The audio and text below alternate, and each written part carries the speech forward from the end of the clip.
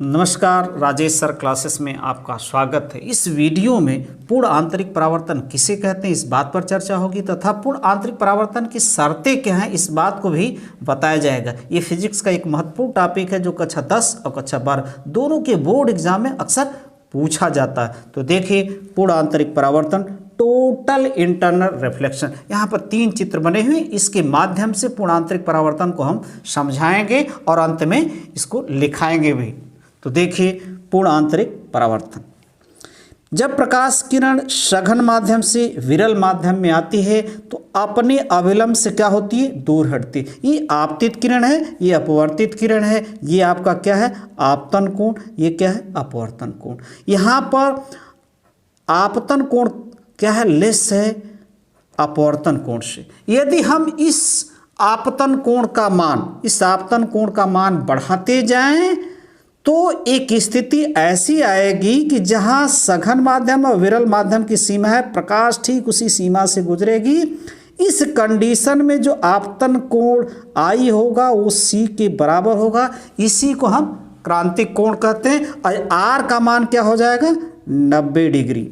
यानी आपतन कोण का मान यदि हम बढ़ाते हैं और वो सी के बराबर यानी क्रांतिक कोण के बराबर हो जाएगा तो ये प्रकाश किरण इस माध्यम में नहीं जाएगी, दोनों माध्यमों की सीमा से होते हुए, यानी कहने का अर्थ है कि अपवर्तन कोण का मान 90 डिग्री हो जाएगा। लेकिन यदि हम इस मान को आपतन कोण के मान को क्रांतिक कोण से थोड़ा सा और अधिक कर देंगे तो ये प्रकाश किरण जो है पहले तो इस माध्यम में आई, फिर सीमा से, फिर क्या करेगी, ये इसी सघन माध्यम में वापस लौट जाएगी। इसी सघन माध्यम में वापस लौट जाएगी किस स्थिति में, जब आपतन कोण का मान क्रांतिक कोण से अधिक कर दिया जाए। तो ये जो घटना है, इसी घटना को हम पूर्ण आंतरिक परावर्तन कहते हैं।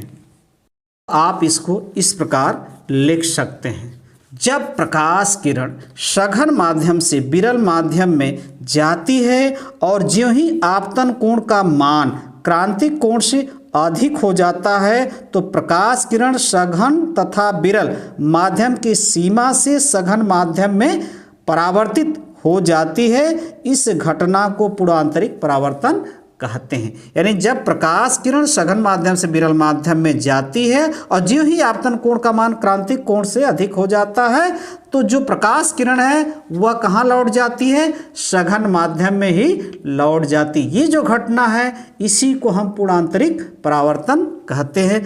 अब देखिए, पूर्ण आंतरिक परावर्तन की शर्तें क्या होती हैं। तो इसकी 2 शर्तें हैं, अक्सर परीक्षा में एग्जाम में पूछा जाता है कि इसकी शर्तें क्या हैं। तो देखिए, इसकी शर्तें हैं, प्रकाश किरण सघन माध्यम से विरल माध्यम में जा रही हो। ये तभी संभव है जब प्रकाश किरण क्या है, सघन माध्यम से विरल माध्यम में जा रही हो। दूसरी शर्त है, आपतन कोण का मान क्रांतिक कोण से अधिक हो। ये इसकी दूसरी शर्त है। अब देखिए कुछ उदाहरण। अब देखिए पूर्ण आंतरिक परावर्तन से संबंधित उदाहरण। हीरे की चमक, रेगिस्तान में मरीचिका, कांच में पड़ी दरारों का चमकना, तीनों का कारण क्या है, पूर्ण आंतरिक परावर्तन। हीरे में क्या है, प्रकाश चारों तरफ से प्रवेश कर सकती है लेकिन प्रकाश किरण किसी ही एंगल से उसमें से निकलती, इसी कारण वो चमकता। क्योंकि हीरे का जो क्रांतिक कोण होता है वो 24 डिग्री होता है, 24 डिग्री होता है। प्रकाश तो उसमें हर दिशा से प्रवेश करेगी लेकिन कुछ खास दिशा से ही प्रकाश उसमें से निकलती है। ज्यों ही क्रांतिक कोण का मान 24 से कम होगा उसी दिशा से प्रकाश किरण बाहर निकलती है। क्योंकि बाहर क्या है, वायु है, वो हीरा है, उसमें प्रकाश तो चलेगी विरल हवा से विरल माध्यम से सघन, लेकिन जब सघन से विरल में निकलती है तो पूर्ण आंतरिक परावर्तन होता है। क्योंकि 24 डिग्री ही है तो जहाँ 24 डिग्री से कम होगा वहीं से प्रकाश निकलेगी, इसी कारण हीरा चमकता है। रेगिस्तान में मरीचिका, देखिए रेगिस्तान जो होता है वहाँ पर हम देखते हैं कि दूर से आप जा रहे हैं, कोई पेड़ है तो आपको उसका ठीक उल्टा प्रतिबिंब दिखाई देगा, तो आपको मालूम होगा कि वहाँ पर पानी है, लेकिन वहाँ जाने पता चलता है पानी नहीं है। वहाँ भी पूर्ण आंतरिक परावर्तन होता है क्योंकि जमीन क्या होती है, गर्म रहती है, वहाँ विरल माध्यम होता है, उसके ठीक ऊपर सघन माध्यम होता है, इसी कारण वहाँ भी प्रकाश का पूर्ण आंतरिक परावर्तन होता है, इसी कारण वो पानी दिखाई हमें देता है कि पानी में उसका प्रतिबिंब है। कांच में पड़ी दरारों का चमकना, कांच में पड़ी दरार, उसमें जो कांच में दरार आ जाती है तो उसमें ऑक्सीजन वायु भर जाती है, और जब वो वायु उसमें, जब प्रकाश किरण उसमें प्रवेश करती है तो क्या होता है कि कांच से वायु में, तो वहाँ पर भी पूर्ण आंतरिक परावर्तन होता है।